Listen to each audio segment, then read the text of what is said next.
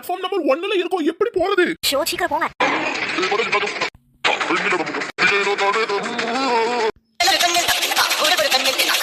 சீக்கிரம் ஓடுங்க ஓடுங்க. ஐயோ அண்ணி ட்ரெயின் போயிட்டு.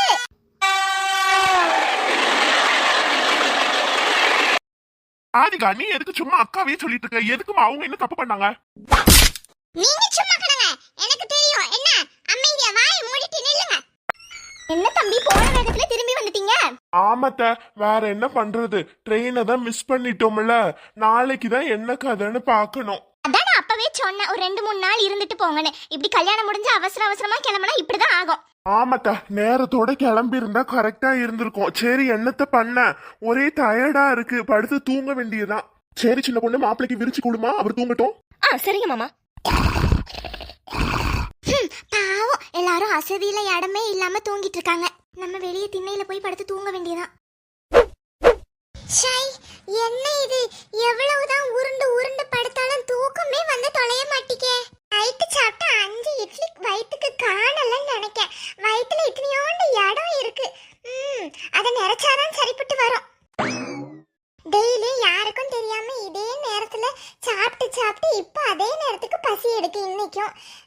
என்ன பண்றது? இவங்க ஊருக்கு போயிருவாங்கன்னு பார்த்தா ட்ரெயினை விட்டு தொலைஞ்சிட்டு வந்திருக்குதுங்க. ஷோ, சாப்பிடாமலேயும் இருக்க முடியாது.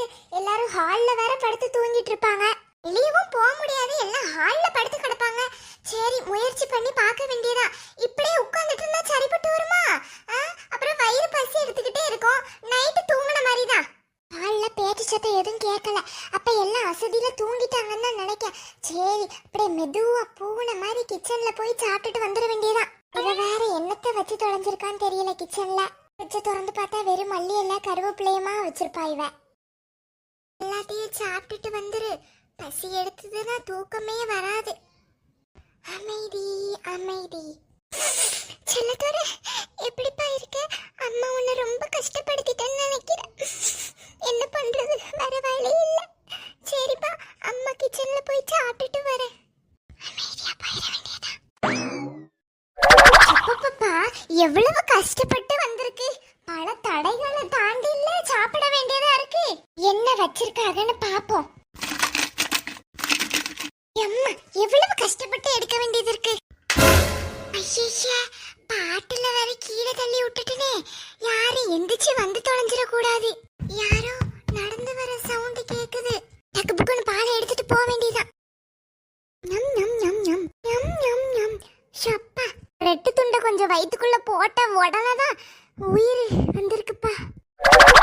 சமோசா சமோசா வேண்டாம் அண்ணி, எனக்கு பிரெட் வேணும். பிரெட் டோஸ்ட் வேணும். ஞம் ஞம் ஞம் ஞம் ஞம் ஞம். பிரெட் பிரெட் எங்க இருக்கு? கிச்சனுக்குள்ள தான் இருக்கு. இந்தா வரேன். சமோசா, பிரெட். ஞம் ஞம் ஞம் ஞம் ஞம். ஐயோ, இவ என்ன இங்கே வந்திருக்கா? ஐயோ, மாட்டிக்கிட்டோம். இவ வேற தூக்கத்துல நடக்கிற வியாதி இருக்கே, அந்த மாதிரி நடந்து வந்து தொலைஞ்சிட்டான்னு நினைக்கிறேன். அந்த பாட்டில அப்பவே எடுத்து வச்சிருந்தா இப்ப இவ விழுந்திருக்க மாட்டா. அமைதியா நடந்து வந்து சாப்பிட்டுட்டு போயிருப்பா. ஷோ செல்லத்தாயி, இப்படி பண்ணிட்டியே. டக்குன்னு எங்கேயாச்சும் போய் ஒளிஞ்சிட வேண்டியதான். பிரெட் வேணும். நல்ல பிரெட் வாசனை அடிக்குது. நம்மளுக்காக யாரோ பிரெட்டை எடுத்து வச்சுட்டு போயிருக்காங்க. ஞம் ஞம் ஞம் ஞம் ஞம் ஞம் ஞம் ஞம் ஞம். ருசியோ ருசி, பிரெட் ருசி. ஆமா, இந்த பாட்டு ஒண்ணுதான் கேடு இவளுக்கு. டக்கு புக்குன்னு பிரெட் சாப்பிட்டு போய் தொலைய வேண்டியதானே. இவளுக்கும் என்ன மாதிரியே நைட்டு நேரத்துல பசி எடுக்குதுன்னு தெரியலம்மா. சை, அம்மாவ மாதிரி மக, உன்ன மாதிரி உன்னோட மகளும் இருக்கா. இதுல என்ன சந்தேகம்? நேரம் கெட்ட நேரத்துல இந்த மனசாட்சி வேற உயிரை வாங்கி தொலையுது. இப்பதான் வயிறு ஃபுல்லா இருக்கு.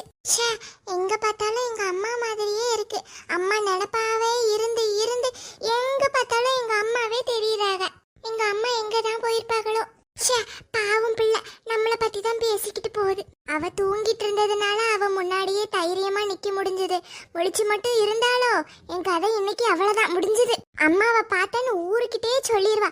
அதுவும் சின்ன பொண்ணுகிட்ட சொன்னா போதும், நம்மள வீட்டுக்கு கூட்டு போயிருவாங்க. ஐயோ, ராதிகா போயிட்டா. டக்கு புக்குன்னு இந்த ஒரு கிளாஸ் பாலை மட்டும் குடிச்சிட்டு அமைதியா படுத்து தூங்க வேண்டியதான்.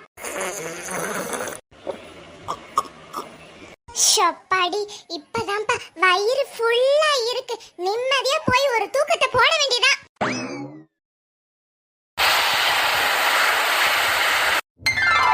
அப்பா, தூங்கி முடிச்சதுக்கு அப்புறமா தான் இப்ப நிம்மதியா இருக்கு. இல்ல தலைலாம் கிறுகிறுன்னு சுத்திட்டு எவ்வளவு டயர்டா இருக்கு. சரி, காப்பி தண்ணியை போட்டு குடிப்போம். என்ன இது, பிரெட்டும் வாட்டர் பாட்டிலும் கீழே கிடக்குது. என்னது, ஒருவேளை பூனை வந்திருக்குமோ? இல்லையே, கிச்சன் ஜன்னல்லாம் பூட்டி வச்சுட்டு தான் போயிருக்கேன். பூனை வர வாய்ப்பே இல்லை. டெய்லியும் இந்த கிச்சன்ல இந்த மாதிரி தான் நடக்குது. இப்படியே விட்டா சரிப்பட்டு வராது. யாரு பண்ற வேலைன்னு தெரியல. வீட்டுல எல்லாரையும் உட்கார வச்சு கேட்டு பார்க்க வேண்டியதான். அப்பதான் ஒரு முடிவுக்கு வரும்.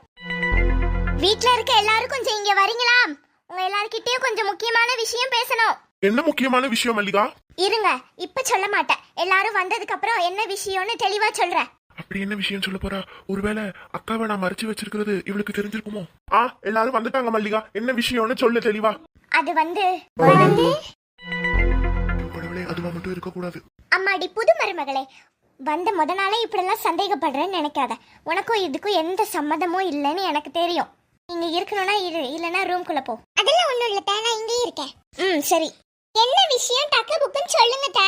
அது வந்து இந்த வீட்ல டெய்லியும் நான் நைட்டு வைக்கிற பால் காலையில காணாம போகுது. இதுக்கு காரணம் என்னன்னு தெரியல. இன்னைக்கு ஒரு முடிவு தெரிஞ்சே ஆகணும். அதுக்கு தான் உங்க எல்லாரையும் கூப்பிட்டு வச்சிருக்கேன். ஐயோ, இந்த பால் குடிச்சது பூனையா இல்ல எங்க அக்காவான்னு தெரியலையே. ஐயோ அத்தை, பாலா? பால் நேத்து நைட்டு நான் குடிக்கலட்ட.